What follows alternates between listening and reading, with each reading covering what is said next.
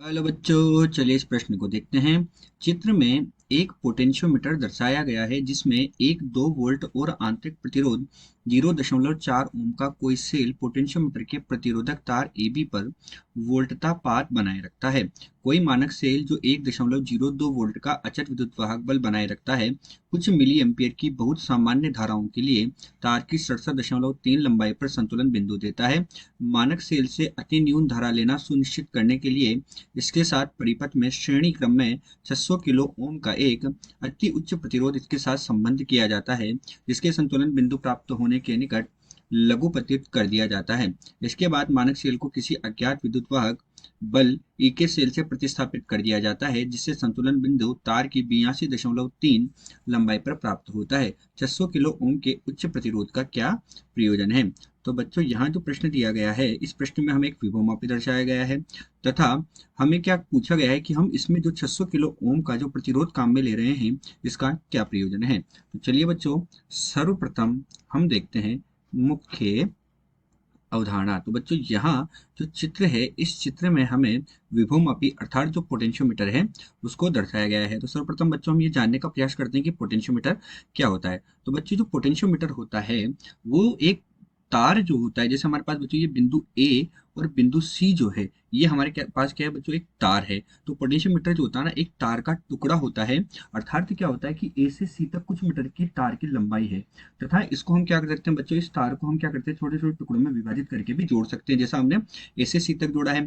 और ये जो विभवमापी होता है, इस विभवमापी के एक सिरे को हम क्या करते हैं बच्चों, एक जो हमारे पास विद्युत वाहक बल ई का सेल होता है उससे हम इसे जोड़ देते हैं। तो हमने इससे इसको जोड़ दिया एक सिरे को। ये जो हमारे पास है बच्चों, ये कुंजी के होती है। ये हमारे पास बच्चों आरबी जो है, ये यहाँ पर प्रतिरोध बॉक्स है तथा ये बच्चों हमारे पास गैल्वेनोमीटर होता है। ये हमारे पास क्या है यहाँ पर बच्चों, जोकी है। इस जोकी की सहायता से बच्चों हम ए से L1 दूरी पर एक बिंदु N1 लेते हैं तथा ए से L2 दूरी पर एक बिंदु N2 लेते हैं और यहाँ पर हम बच्चों क्या करते हैं, इस पर संतुलन बिंदु प्राप्त करते हैं। तो ये हमारे पास बच्चों विभवमापी की संरचना है। यहाँ पर बच्चों ये हमारे पास बैटरी है जिसे हम बी से दर्शा रहे हैं और ये हमारे पास धारा नियंत्रक होता है जिसे हम प्रतिरोध आर है। तो ये हमारे पास क्या हो गया बच्चों, धारा नियंत्रक हो गया। तो हम लिखते हैं बच्चों की विभवमापी जो होता है वो विभवमापी की सहायता से विभवमापी की सहायता से अज्ञात प्रतिरोध विभवमापी की सहायता से हम क्या कर सकते हैं बच्चों, एक विभवमापी जो होता है, इस विभवमापी की सहायता से अज्ञात वोल्टता को, जो वोल्टता हमें ज्ञात नहीं है,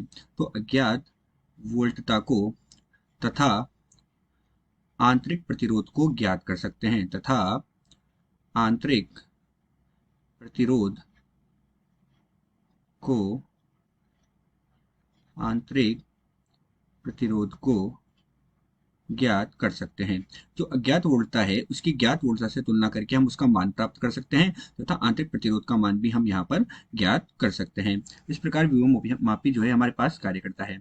बच्चों, यहाँ पर हम क्या कर रहे हैं कि हमने क्या किया, ए N1 बराबर L1 तथा ए N2 बराबर L2। ए N1 बराबर तो L1 तथा ए N2 बराबर L2। ये ए N1 बराबर L1 और ए N2 बराबर जो L2 है, यहाँ पर बच्चों हम क्या करते हैं, इसमें संतुलन बिंदु प्राप्त कर लेते हैं और उसकी सहायता से बच्चों हम यहाँ पर क्या कर सकते हैं, सेल के विद्युत वाहक बलों का मान ज्ञात करके आंतरिक प्रतिरोध का मान ज्ञात कर लेते हैं। तो बच्चों, ये हमारे पास विभवमापी होता है। यही हमारे पास इस प्रश्न की मुख्य अवधारणा है। तो चलिए बच्चों, अब हम प्रश्न को हल करते हैं। तो अब प्रश्न में हमसे क्या पूछा गया है बच्चों, प्रश्न में हमसे पूछा गया है 600 किलो ओम के उच्च प्रतिरोध का क्या प्रयोजन है। तो यहाँ पर बच्चों हम लिखते हैं हल, और हमसे हमारे पास क्या दिया गया, 600 किलो ओम का उच्च प्रतिरोध आर बराबर 600 किलो ओम का दिया गया। ये कैसे लगा हुआ है बच्चों, यहाँ पर श्रेणी क्रम में लगा हुआ है। बच्चों, जब प्रतिरोध उच्च होगा तो धारा मापी में जो धारा का मान है वो क्या होगा, कम हो जाएगा। और अगर धारा मापी में धारा का मान कम होगा तो हमारे पास जो मानक सेल है वो क्या हो जाएगा बच्चों, उसको किसी प्रकार का नुकसान नहीं होगा। इसीलिए हम इसका मान क्या रखते हैं, उच्च रखते हैं।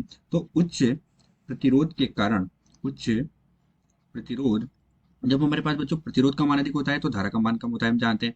तो जब प्रतिरोध का मान अधिक है तो उच्च प्रतिरोध के कारण धारा मापी में, उच्च प्रतिरोध के कारण धारा मापी में धारा धारा आई जो होगी उसका मान क्या होगा बच्चों, अर्थात हमारा काम क्या है कि उच्च प्रतिरोध करके हम धारा मापी में धारा के मान को कम करना चाहते हैं।